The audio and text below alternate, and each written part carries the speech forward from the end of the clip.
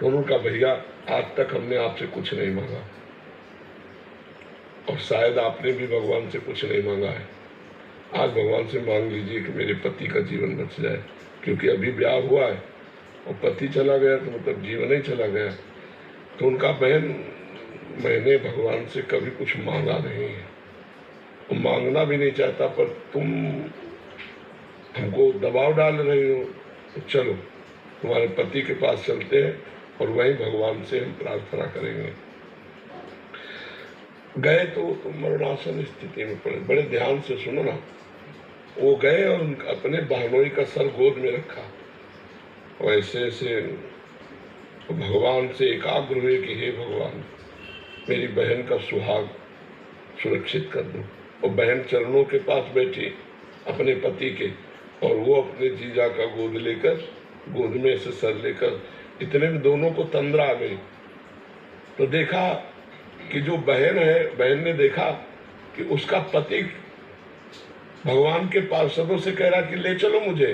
तो बोले अब नहीं ले जाएंगे, तुम्हारे जो साले हैं वो बड़े भजनानंदी हैं और वो भगवान से प्रार्थना कर रहे हैं, भगवान कैंसिल कर देंगे, हम नहीं ले जाएंगे। तो रो के कह रहे हैं नहीं, जन्म जन्मांतरों से भटकता रहा, आज पत्नी भजनानंदी मिली है, उसके प्रभाव से मुझे भगवान के पास जाने को नहीं, रोको मत, उनको मना कर दो, वो रोके मत, मेरा जन्म जन्मांतरों से बिछड़े हुए भगवान से मिलने जा रहे हैं। ये दोनों लोगों ने स्वप्न देखा। तत्काल बैठे बैठे उसे तंद्रा स्वप्न कहते हैं। एक होता सुसुप्ति स्वप्न सोते हुए, एक होता बैठे बैठे ऐसे तंद्रा आ गई, उसमें देख लिया। बहन का नाम मालती था। तो प्रताप राय जी ने कहा मालती अभी तुमने कुछ देखा?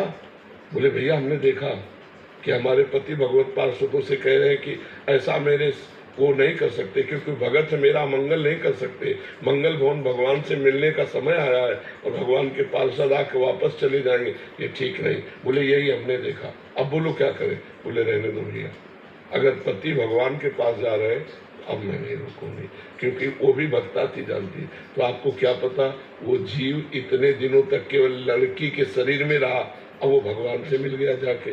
तुम्हारी भक्ति, उसकी भक्ति गोपाल जी ने कृपा करी और अपने धाम में बुला लिया। अब आप अपनी सोच से अमंगल मान रहे हैं तो हम क्या कर सकते हैं? आप जानते हैं वो तुम्हारी जो बहन थी वो पूर्व जन्म में कौन थी?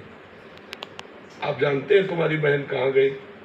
तो व्यर्थ में भगवान को कोस रहे हो कि राखी बांधी, भगवान को पूजन किया, भगवान ने क्या किया? उठा लिया, उठा नहीं लिया, अपने पास बुला लिया।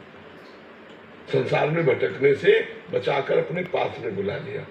तो ऐसे निगेटिव क्यों सोचो आप? मैंने अपनी बहन के जो आखिरी क्रियम थे वो सारे मैंने अपने हाथों से किए। उस समय मैंने ये चीज समझ गया कि ये जो शरीर है ये मेरा असली स्वरूप नहीं है। बिल्कुल बिल्कुल। और डर इसलिए लगता है क्योंकि मैं ऐसा अपना स्वरूप समझे बैठा हूँ, अपने स्वरूप में स्थित होना चाहता हूँ ताकि जब इसको छोड़ूं तब डरूं नहीं। हाँ पता नहीं जिस घर में जाना है। हाँ बहुत उत्तम विचार है।